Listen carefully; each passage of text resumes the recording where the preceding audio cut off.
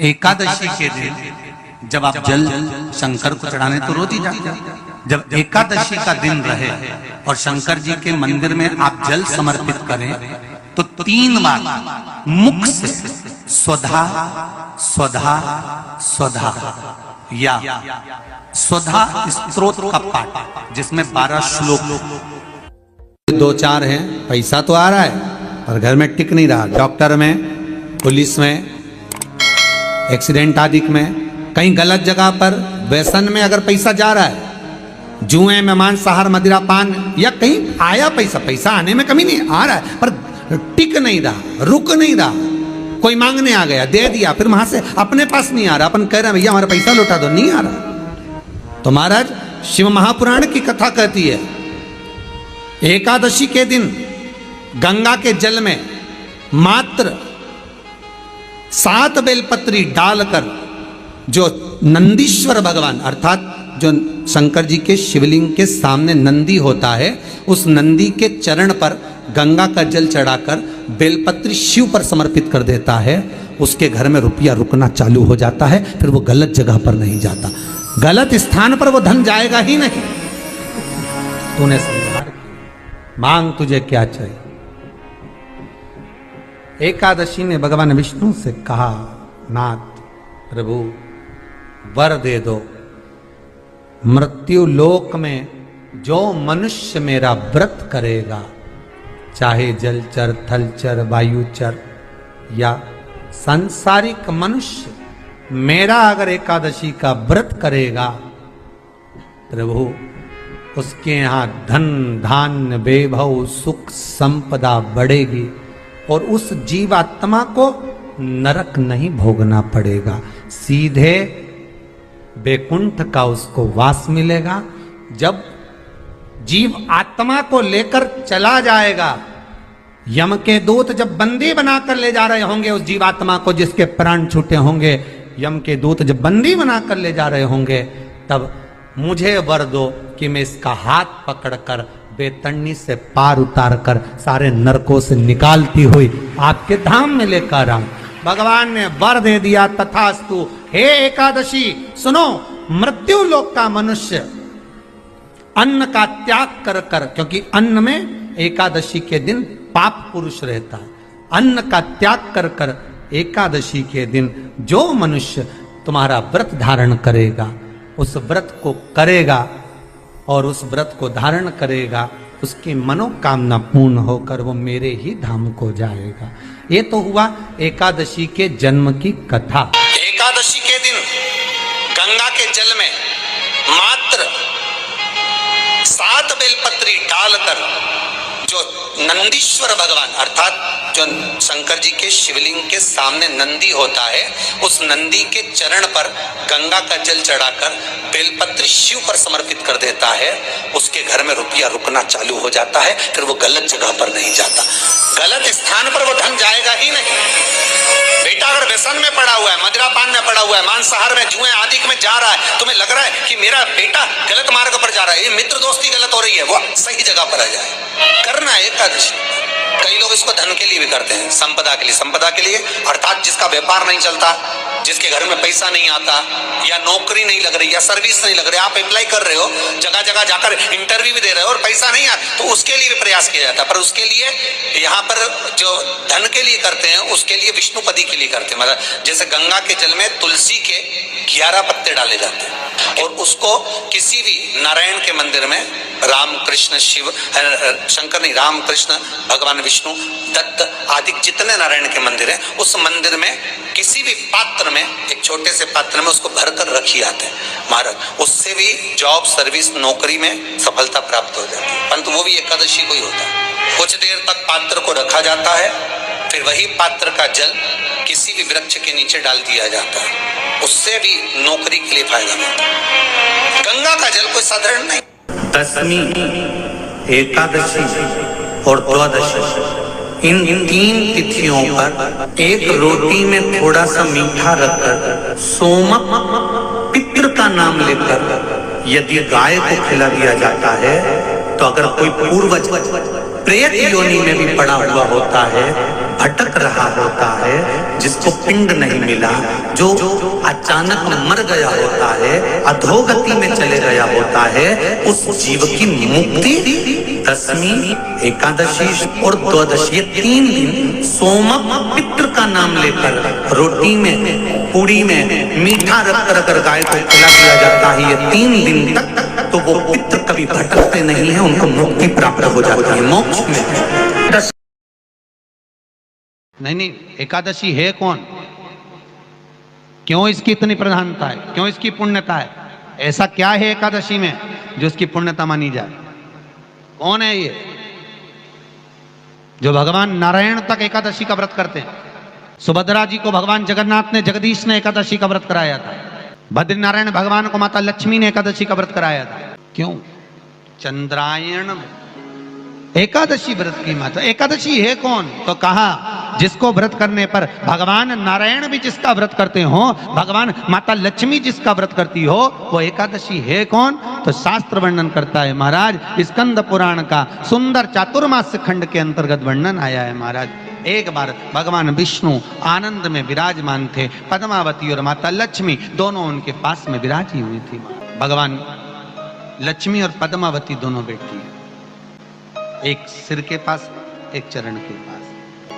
कुछ समय बाद वहीं पर ब्रह्मदेव का आगमन हुआ और ब्रह्मा जी आगमन पाकर भगवान नारायण पद्मावती से लगकर उठे और उठकर लक्ष्मी की ओर झुके।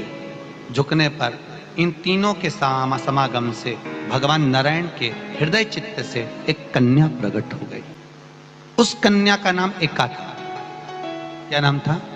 एका।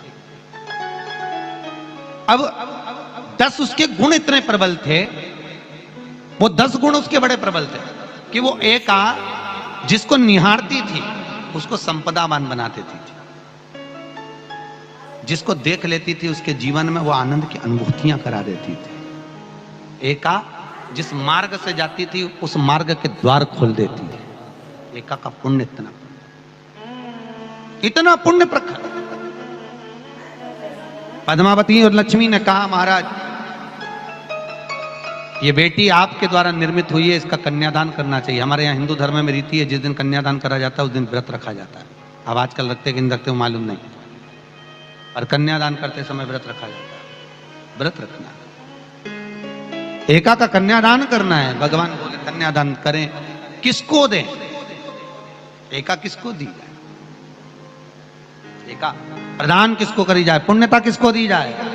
भगवान नारायण ने उसी समय लक्ष्मी और पद्मा से पूछा, तुम एकादशी के दिन जब आप जल शंकर को चढ़ाने तो रोज ही जाते, जब एकादशी का दिन रहे और शंकर जी के मंदिर में आप जल समर्पित करें तो 3 बार मुख से स्वधा स्वधा स्वधा या स्वधा स्तोत्र का पाठ, जिसमें 12 श्लोक 2-4 हैं। पैसा तो आ रहा है और घर में टिक नहीं रहा। डॉक्टर में, पुलिस में, एक्सीडेंट आदि में, कहीं गलत जगह पर व्यसन में अगर पैसा जा रहा है, जुए में, मांसाहार, मदिरा पान, या कहीं आया पैसा, पैसा आने में कमी नहीं, आ रहा है पर टिक नहीं रहा, रुक नहीं रहा। कोई मांगने आ गया, दे दिया, फिर वहां से अपने पास नहीं आ रहा, अपन कह रहे हैं भैया हमारा पैसा लौटा दो, नहीं आ रहा। तो महाराज शिव महापुराण की कथा कहती है एकादशी के दिन गंगा के जल में मात्र 7 बेलपत्री डालकर जो नंदीश्वर भगवान अर्थात जो शंकर जी के शिवलिंग के सामने नंदी होता है, उस नंदी के चरण पर गंगा का जल चढ़ाकर बेलपत्री शिव पर समर्पित कर देता है, उसके घर में रुपया रुकना चालू हो जाता है। फिर वो गलत जगह पर नहीं जाता, गलत स्थान पर वो धन जाएगा ही नहीं। तूने समझा, मांग तुझे क्या चाहिए। एकादशी ने भगवान विष्णु से कहा, नाथ प्रभु वर दे दो, मृत्यु लोक में जो मनुष्य मेरा व्रत करेगा, चाहे जलचर, थलचर, वायुचर या सांसारिक मनुष्य, मेरा अगर एकादशी का व्रत करेगा प्रभु उसके यहाँ धन धान्य वैभव सुख संपदा बढ़ेगी और उस जीवात्मा को नरक नहीं भोगना पड़ेगा, सीधे वैकुंठ का उसको वास मिलेगा। जब जीव आत्मा को लेकर चला जाएगा, यम के दूत जब बंदी बनाकर ले जा रहे होंगे उस जीवात्मा को, जिसके प्राण छूटे होंगे, यम के दूत जब बंदी बनाकर ले जा रहे होंगे, तब मुझे वर दो कि मैं इसका हाथ पकड़कर बेतरनी से पार उतार कर सारे नरकों से निकालती हुई आपके धाम में लेकर आऊं। भगवान ने वर दे दिया, तथास्तु। हे एकादशी सुनो, मृत्यु लोक का मनुष्य अन्न का त्याग कर कर, क्योंकि अन्न में एकादशी के दिन पाप पुरुष रहता है, अन्न का त्याग कर कर एकादशी के दिन जो मनुष्य तुम्हारा व्रत धारण करेगा, उस व्रत को करेगा और उस व्रत को धारण करेगा, उसकी मनोकामना पूर्ण होकर वो मेरे ही धाम को जाएगा। ये तो हुआ एकादशी के जन्म की कथा। एकादशी के दिन गंगा के जल में मात्र 7 बेलपत्री डालकर जो नंदीश्वर भगवान अर्थात जो शंकर जी के शिवलिंग के सामने नंदी होता है, उस नंदी के चरण पर गंगा का जल चढ़ाकर बेलपत्री शिव पर समर्पित कर देता है, उसके घर में रुपया रुकना चालू हो जाता है। फिर वो गलत जगह पर नहीं जाता, गलत स्थान पर वो धन जाएगा ही नहीं। बेटा अगर व्यसन में पड़ा हुआ है, मदिरापान में पड़ा हुआ है, मांसाहार में, जुए आदि में जा रहा है, तुम्हें लग रहा है कि मेरा बेटा गलत मार्ग पर जा रहा है, ये मित्र दोस्ती गलत हो रही है, वो सही जगह पर आ जाए। करना है एकादशी।